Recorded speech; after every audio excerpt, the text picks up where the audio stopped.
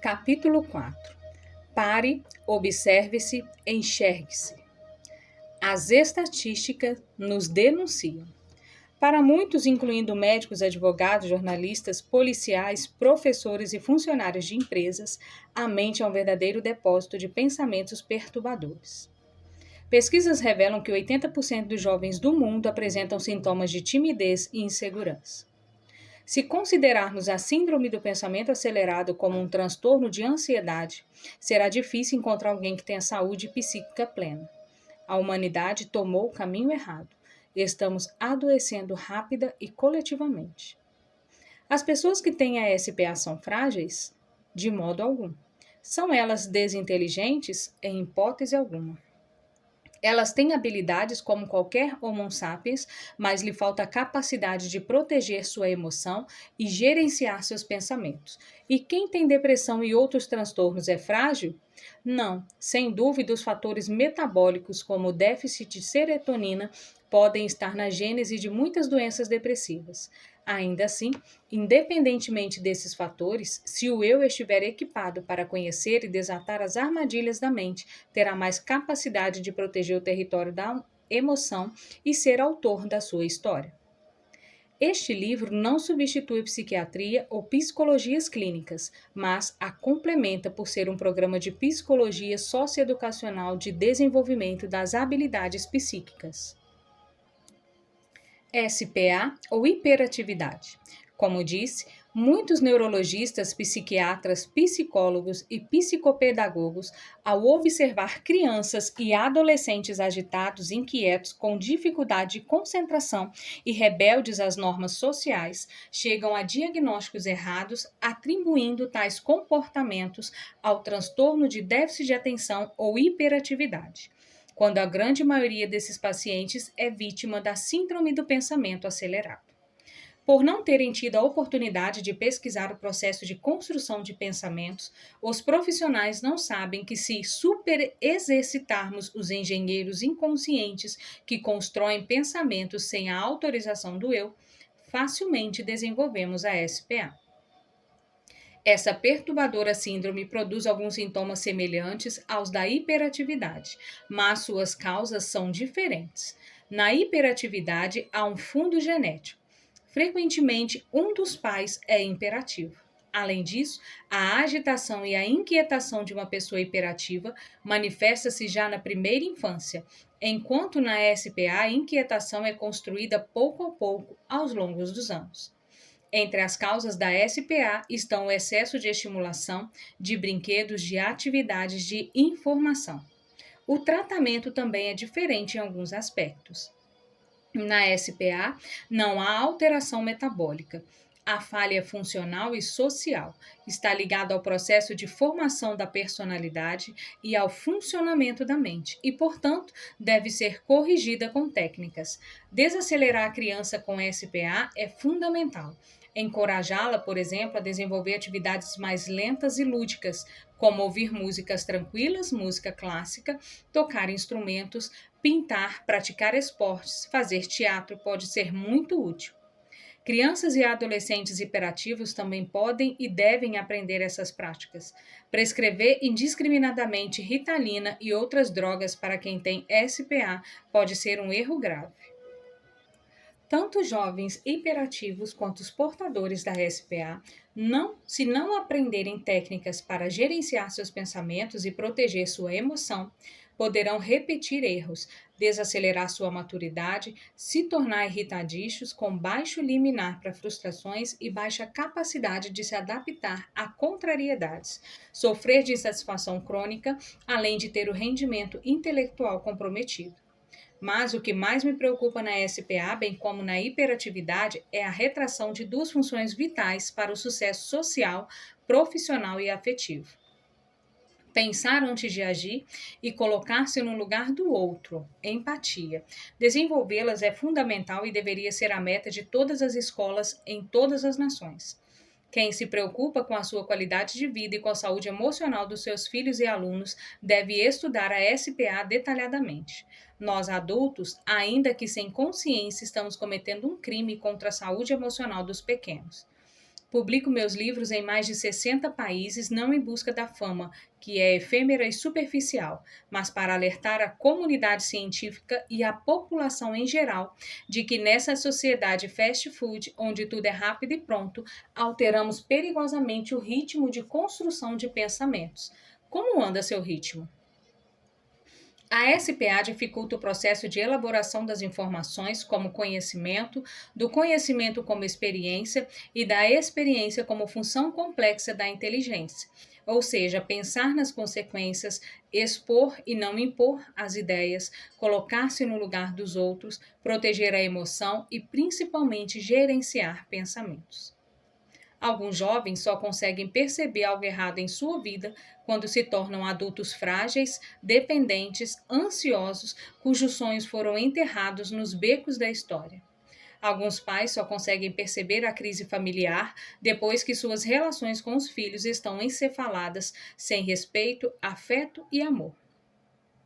Alguns casais só percebem que sua relação está falida depois que vivem o inferno dos atritos. Alguns profissionais só conseguem perceber que não são produtivos, proativos, criativos depois que perderam o encanto pelo trabalho, quando estão na lama da frustração. Observe que um simples barulho no carro já nos perturba e nos faz ir ao mecânico. Entretanto, muitas vezes nosso corpo grita através de fadiga excessiva, insônia, compulsão, tristeza, dores musculares, dores de cabeça e outros sintomas psicossomáticos. E mesmo assim, não procuramos ajuda. Você ouve inaudível a voz do seu corpo e da sua mente? Ou só o que é audível? Alguns só ouvem a voz dos seus sintomas quando estão no hospital, infartados, quase mortos. Seja inteligente, respeite sua vida. Pare, pense, observe-se, enxergue-se. Nenhum psiquiatra ou psicólogo pode fazer isso por você. A vida é bela e breve como os orvalhos. Vivemos a vida como se ela fosse interminável. Mas entre a meninice e a velhice há um pequeno intervalo de tempo. Olhe para a sua história. Não parece que você dormiu e acordou com essa idade? Para as pessoas superficiais, a rapidez da vida estimula a viver destrutivamente, sem pensar nas consequências dos seus comportamentos. Para o sábio, a brevidade da vida convida-os a valorizá-la como um diamante de inestimável valor. Ser sábio não significa ser perfeito, não falhar, não chorar e não ter momentos de fragilidade. Ser sábio é aprender a usar cada dor como uma oportunidade para aprender lições, cada erro como uma ocasião para corrigir caminhos, cada fracasso como uma chance para recomeçar. Nas vitórias, os sábios são amantes da alegria, nas derrotas, são amigos da interiorização. Você é sábio? Viaja para dentro de si mesmo? A grande maioria de nós provavelmente conhece no máximo a antessala da própria personalidade. Uma das maiores complexidades da psicologia é entender que a construção de pensamentos é multifocal e não unifocal.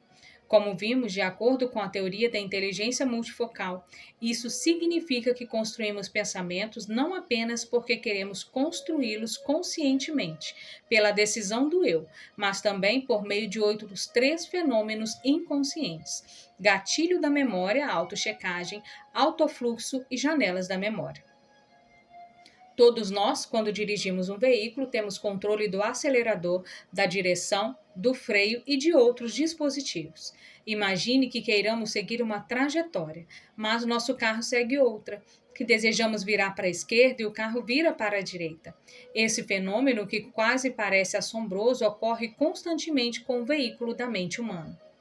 Nosso eu não tem pleno controle dos instrumentos que constroem milhares de pensamentos diários. Por isso, ora ele é o protagonista, ora é mero espectador. Ora ele constrói ideias belíssimas, ora é vítima de pensamentos angustiantes que não confeccionou.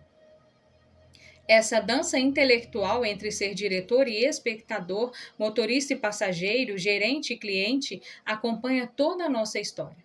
É por isso que afirmei que drama e comédia, risos e lágrimas, reações lúcidas e atitudes estúpidas fazem parte do nosso currículo. Se voltarmos à metáfora do teatro para entender a mente humana, o eu é ou deveria ser o ator principal do teatro psíquico. E os três fenômenos inconscientes que também constroem pensamentos deveriam trabalhar para o eu brilhar.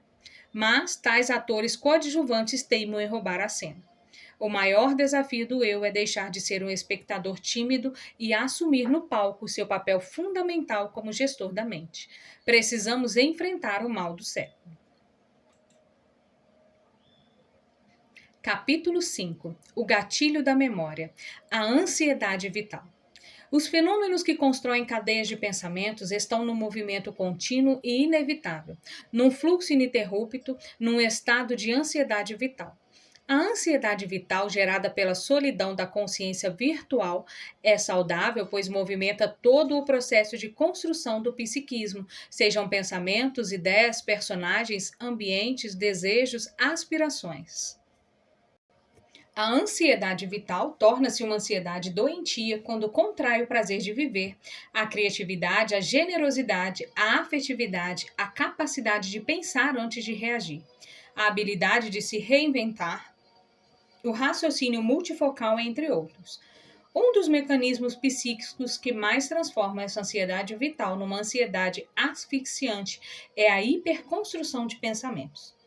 Quem tem uma mente agitada, quem é uma máquina de se informar e de pensar, ultrapassou os limites saudáveis da movimentação psíquica e desenvolverá a síndrome do pensamento acelerado.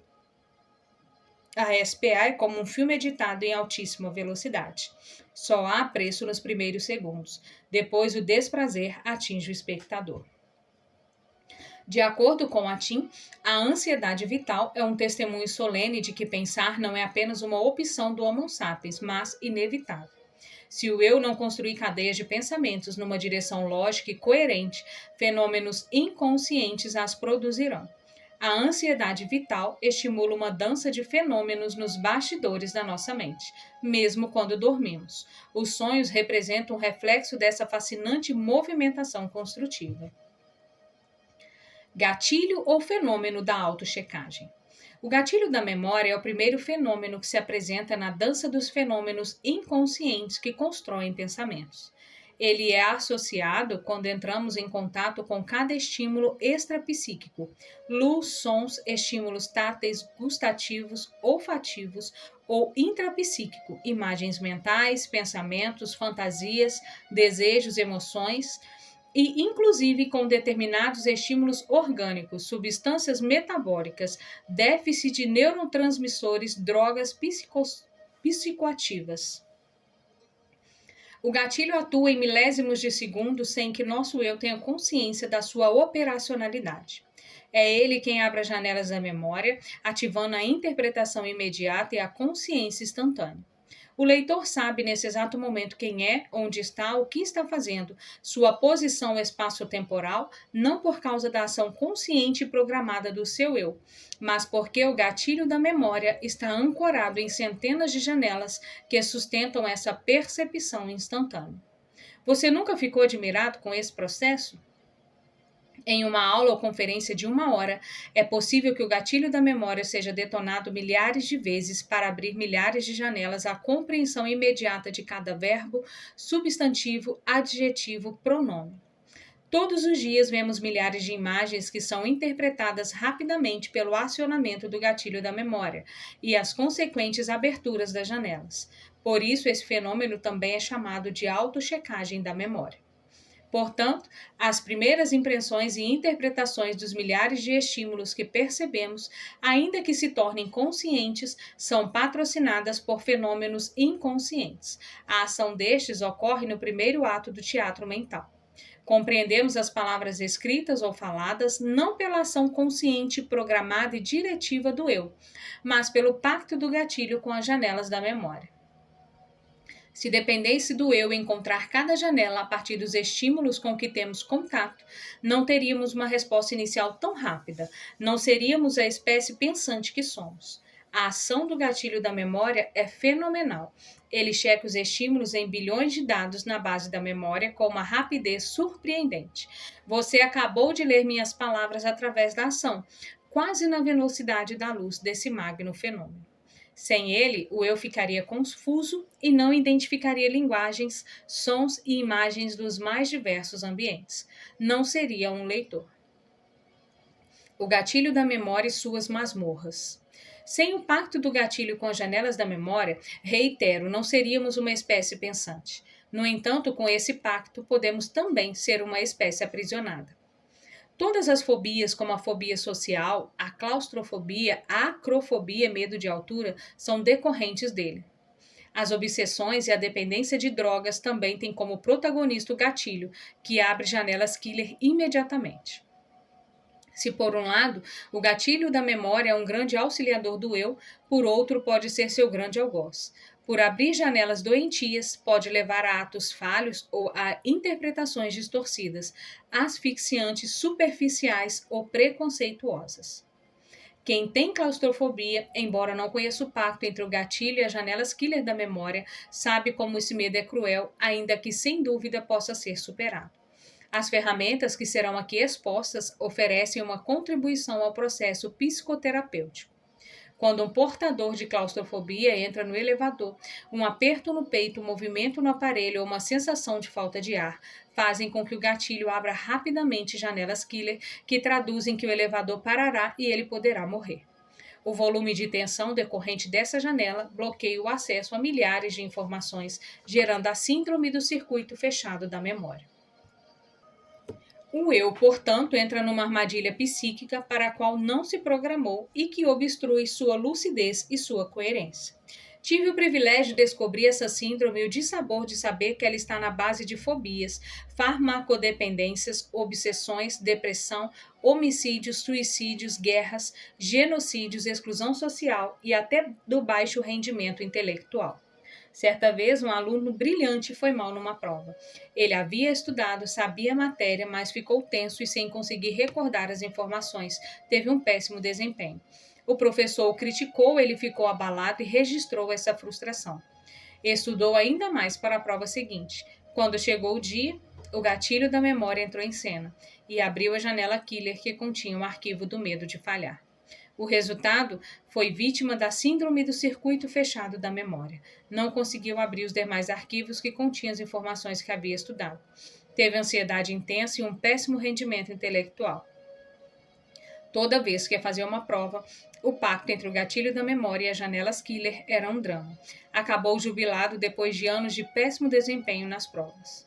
Um ato grave contra a sua inteligência. Muitos gênios são tratados como deficientes mentais por causa desses perniciosos mecanismos. Como professores e psicopedagogos em quase todo o mundo praticamente desconhecem o pacto entre o gatilho e as janelas da memória, não conseguem contribuir com esses alunos. Nesse caso em particular, o jovem só conseguiu se superar, estruturar sua autoestima, brilhar em seu raciocínio e no desempenho das suas provas quando aprendeu a resgatar a liderança do eu. Enfim, quando aprendeu a gerenciar os pensamentos e proteger sua emoção. A educação clássica. A ironia do destino é que ele não é inevitável, mas uma questão de escolha. Quando eu crê nessa tese e resolve tomar as rédeas do destino em suas mãos, sua personalidade já está estruturada e a cidade da memória já tem seus núcleos de habitação bem definidos. Desmontá-los, reurbanizá-los, reorganizá-los é uma tarefa possível, porém complexa. Imagine a dificuldade de reformar uma casa para entender a complexidade de reescrever nossa memória. Quem já reformou sua residência sabe o trabalho que dá. Quem já fez tratamento psiquiátrico e psicoterapêutico sabe que superar conflitos não é um processo rápido como uma cirurgia. Mas, claro, não estamos de mãos atadas. Podemos reciclar e reeditar as janelas traumáticas, uma tarefa que exige técnicas para o eu se equipar como autor da própria história, o que demanda uma nova agenda, fundamentada em metas e prioridades a médio e longo prazo. Por exemplo, pense numa pessoa vítima de fobia social que tem marcante medo de falar em público. Certo dia, ela resolve virar à mesa e debater suas ideias destemidamente. Seu comportamento, por mais heróico que seja, está correto, mas se for isolado, formará apenas janelas solitárias e não núcleos da habitação do eu ou uma plataforma de janelas light. Dias depois, quando enfrentar uma nova plateia, enfim, quando atravessar um novo foco de tensão, o fenômeno do gatilho terá grande chance de não conseguir encontrar, em meio a dezenas de milhares de janelas, aquela que financiou sua isolada ousadia. mas terá grande chance de encontrar as inumeráveis janelas killer que financiavam sua insegurança, seu medo de falhar, sua preocupação excessiva com a sua imagem social. Tais janelas poderão fechar o circuito da memória, aprisionando-se e silenciando o eu, reproduzindo assim sua fobia social. Para superá-la, todos os dias ele deve criticar e reciclar seus medos e suas preocupações. Assim formará um núcleo saudável de habitação do eu para ser protagonista da sua história.